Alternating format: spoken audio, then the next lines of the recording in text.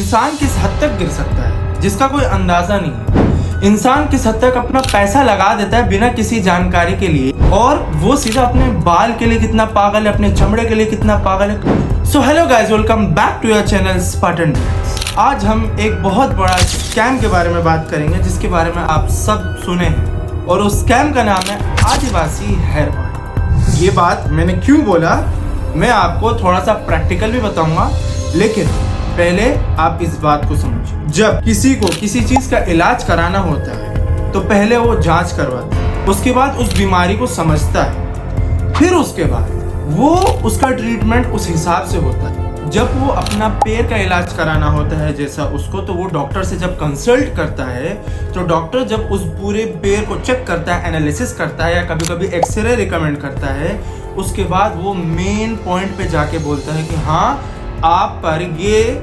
इलाज सूट करेगा। अब हम एक बात को समझते हैं कि जैसे रहा हमारे बाल, ये टाइम में टीनेजर्स में जैसा 20s के एज से भी हेयर फॉल स्टार्ट होते हैं, ठीक। अब जो है क्यों हो रहे हैं हेयर फॉल का सबसे बड़ा जो मेन रीजन है वो है DHT का ज्यादा होना, यानी टेस्टोस्टेरोन लेवल जो होता है हम मर्दों में, जो हम लोग का हार्मोन्स होता है वो हम मर्दों में ज्यादा होता है, लेकिन बट उस एज में जो 20s की जो एज होती है उस टाइम जो है हमारा टेस्टोस्टेरोन लेवल बहुत पीक पे होता है। अब जब पीक पे होता है सबसे ऊंचाई पे, तो उसके वजह से ज्यादा बनने के वजह से हमारे हेयर पे वो असर करता है। जब वो असर करना स्टार्ट करता है तो जो हमारी जो थिन लेयर होती है चमड़े, वो उस पे जाके जब बाल उगते हैं तो वहाँ ऑयल प्रोड्यूस होता है। फिर ऑयल प्रोड्यूस होने के बाद फिर वहाँ बंद होना स्टार्ट हो जाता है, लेयर कवर होना स्टार्ट हो जाता है आहिस्ता आहिस्ता, जिसके वजह से बाल पतले होने लगते हैं और बाल उगना कम हो जाते हैं। यहाँ पे कुछ इंडस्ट्रीज हैं जिसमें से सबसे मेन जो फेमस है वो है आदिवासी। और मैं ये बात क्यों कह रहा हूँ, बिकॉज वो लोग ने तो दावा किए थे, वो लोग ने बोले कि हाँ देखिए हमारा बाल देखिए, ये वो लंबे लंबे बाल ये लोग दिखा के स्कैम कर रहे हैं, लोगों को बेवकूफ बना रहे हैं। लोग बेवकूफ बन रहे हैं क्यों? लोगों को ना जानकारी निकालनी है, लोगों को ना कुछ सच समझना है बाल के बारे में कि बाल कैसा काम करता है, कहाँ से उगता है, हमें क्या करना चाहिए।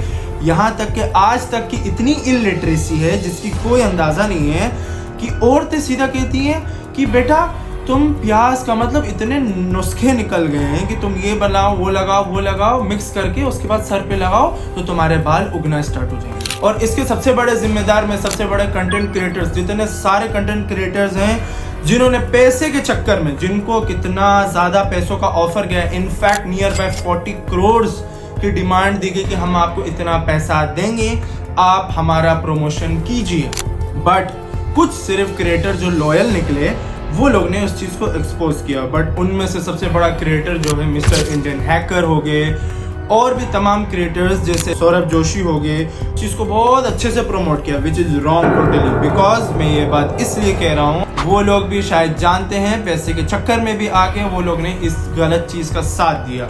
और मैं अब प्रैक्टिकल की बात करता हूँ। प्रैक्टिकल की बात ये है कि मैं भी उसका एक शिकार हूँ। और शिकार किस वजह से हूँ, आप लोग इस तरफ मेरा एक पुराना फोटो देखिए करीब से, बाल तब कैसे थे, और उस समय मेरी एज थी 20 साल, ठीक।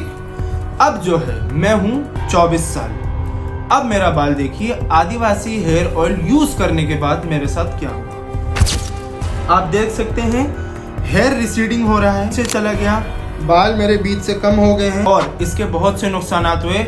सबसे बड़ा नुकसान क्या हुआ? सबसे बड़ा नुकसान मेरा ये हुआ, उस हेयर ऑयल लगाने के बाद मुझे चिपचिपा सा फील होता था। उसके बाद जब मैं वॉश आउट करता था, फिर उसके बाद जो है मेरा जो ग्रीसी जो डैंड्रफ्स होते हैं वो चिपके डैंड्रफ्स वो स्टार्ट हो गया आना। फिर जब मैं उसको निकालता था कुछ समय के लिए सुकून हो जाता था, फिर से आता था। मैंने अपनी डाइटिंग चेक कराई, मैंने टेस्ट करवाया, मैंने सब कुछ करवाया। डॉक्टर्स ने खुद रिकमेंड किया कि भाई आप आदिवासी हेयर ऑयल ना यूज करें। इनफैक्ट जो आदिवासी वालों ने जो दिमाग लगाया कि हमारे नाम पे जो गलत ऑयल बेचा जा रहा है, विच इज रॉन्ग, बिल्कुल मैं मानता हूँ कि उनके नाम पे भी गलत ऑयल बेचा जा रहा है, बट उनके दिए गए हुए नंबर पे मैंने कॉल किया था और मैंने वहीं से ऑर्डर करवाया था। वहां से कोई मेरे साथ कोई स्कैम नहीं हुआ है, ना मैंने कोई गलत आदमी से मंगवाया है। इससे आप समझ सकते हैं कि किसी चीज की जानकारी ना होना और खुद से डॉक्टर बन जाना कितना हानिकारक है, जिस चीज का मैं भी शिकार हुआ।